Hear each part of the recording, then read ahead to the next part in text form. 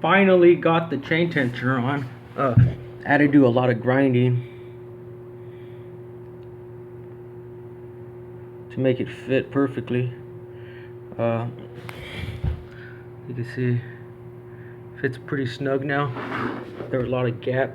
There's a little bit of gap still here, but it's just not gonna go nowhere. I moved it really hard right now. Nothing flexed. And then I had to put a little spacer here just to freaking line with the sprocket, and it lines up all right. You can see it lines up right there. Just not a good angle to see, so it lines up good. I like about this that it has like a sealed bearing. You can feel it's a sealed bearing, and then it has this steel tooth. I had steel tooth chain tensioners before, not like this one. Actually, I made mine. I used an 8-tooth BMX coaster brake, not coaster brake, BMX not gyro, what is it called, cassette.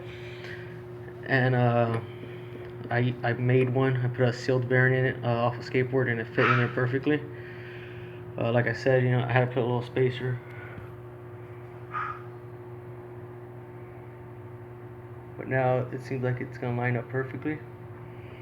And all this is just gonna happen is with the chain. It's gonna be going up here, and it's just gonna put tension, and then I can adjust it with the adjustment here. So I could have it as low as here, and then so it's gonna work good. Like I said, this doesn't have like a clear coating, so I could polish this up really nice. I'm just gonna have to sand here, take off all the scuff marks that I messed up on, and I'm gonna polish the inside too, and then I'm gonna polish the outside. It's gonna look just like the frame, all chromed out. So it's gonna be an awesome finish. I like running my stuff with no chain tensioner. I like to run it direct. I was gonna mess with the chain alignment and make it run with no chain tensioner, just straight chain, nothing else. But I noticed that if you run straight chain, even without a chain tensioner, your chain kind of moves just a little bit, so you're stressing out your chain. And I was thinking, or I saw this on the internet with some frame that had one on Facebook, and I was just like, you know what, I should look into it. On eBay they were like 40 some bucks, but I got mine on Gas Bike, and it was on sale for, I don't know, 35. So 35 bucks, you get a nice machined thing, and you get this nice sprocket. I did notice the sprocket, and I was like, oh, that looks pretty nice. I did not knew that I had to grind all this inside. I went really tight. It was kind of hard on the teeth side, because the plate, I didn't want to take too much out of it. Here, I'll pull it off, if you can see, because I'm still gonna have to pull it off, take off the tape when I finally fix or set it where I want it, and I'm gonna polish it. So here, like I said, you have to be real careful not to only have a little bit for the actual threads. I think right here is a little bit less or something. I'm actually a little more, but you have to be real careful because you don't want to knock the threads out. So I do lots of grinding as well as here.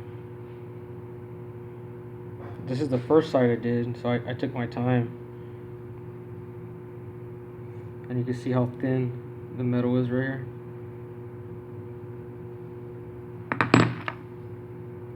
I guess this side's a little thicker, but it fits. I tested it out. I like the fitment. Another thing, what I'm gonna have to do is the seat post right here. This post looks just way too big. I'll be fine for some people, but I'm gonna tape it right here underneath this seat clamp, cut this much off so the seat clamp to sit right here. It's just gonna have a nicer look to it, for me at least. Other people don't mind this, and I could always get like a thicker seat clamp, but that's what I'm not gonna do. I'm just gonna cut this much off and make it lower. So yep, coming along. Just gonna wait until I get that custom wheel set. I am gonna probably use this sprocket and disc brake because I'm gonna put all this setup onto the other rim.